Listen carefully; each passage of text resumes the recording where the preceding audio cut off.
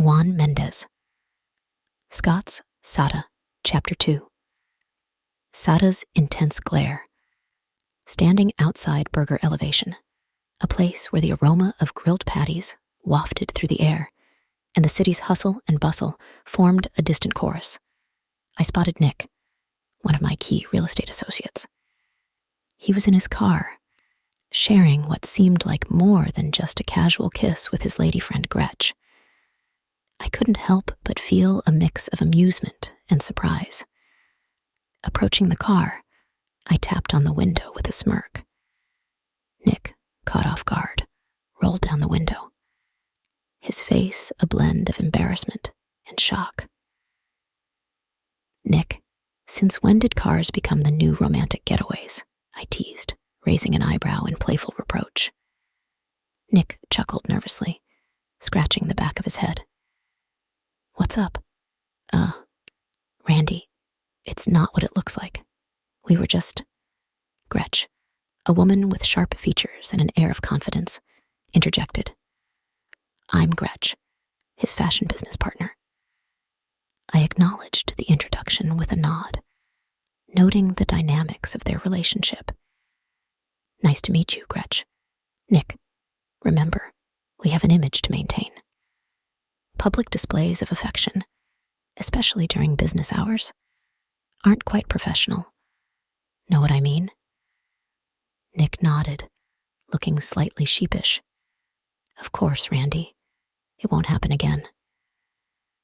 I leaned against the car, the National Harbor's city's sounds enveloping us. Let's keep our personal lives separate from business, shall we? We need to project professionalism at all times. As we talked, Sada drove by in her sleek Aston Martin, her gaze piercing through the window, intense and calculating. I guess our conversation pissed her off, but trust me, I was just as pissed. Nick noticed her too and frowned. What's her fucking problem? I watched Sada's car disappear around the corner, feeling a twinge of concern. Her name is Sada.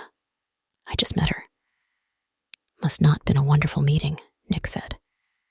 No, it wasn't, I said. Let's just say we bumped into each other the wrong way. Well, Nick said, still glaring Sada down, even as she turned the corner. She better bump her ass back to reality. Sada's been increasingly bold lately. She could be a potential threat to us. Nick looked puzzled. How so is that? What? You think she's up to something?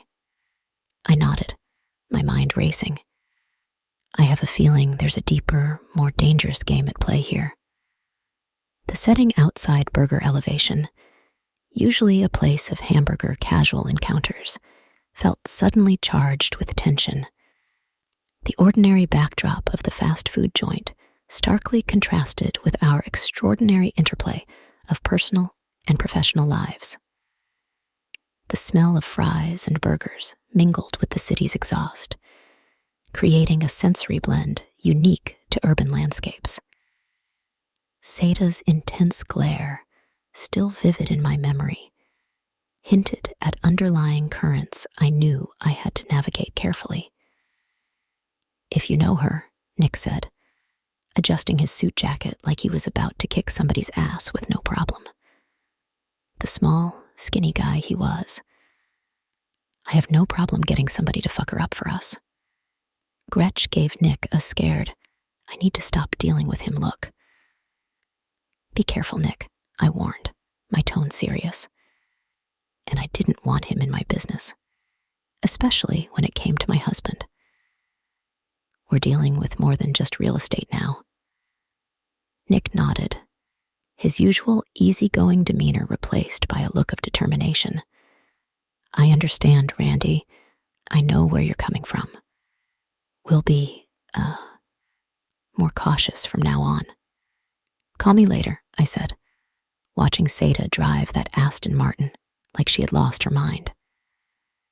As I walked away, the National Harbor Symphony continued unabated, but my mind was already strategizing the next move in this intricate game of power and influence between me and Sada.